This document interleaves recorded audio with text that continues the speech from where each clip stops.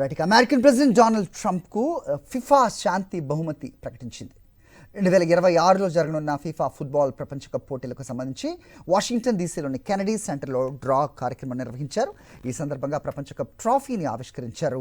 దీనికి ట్రంప్ హాజరయ్యారు. ఈ సందర్భంగా ఆయనకు తొలి ఫిఫా శాంతి బహుమతిని ప్రకటిస్తున్నట్లు ఫిఫా అధ్యక్షుడు గియానీ పేర్కొన్నారు. దీంతో బంగారు పథకాన్ని ట్రంప్ అందుకున్నారు.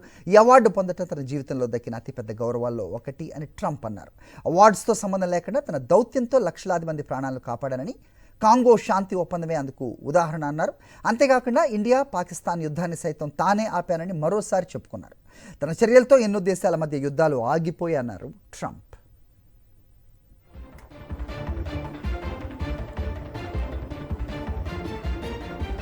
వాషింగ్టన్ డీసీలోని కెనడీ సెంటర్లో డ్రా కార్యక్రమం నిర్వహించారు.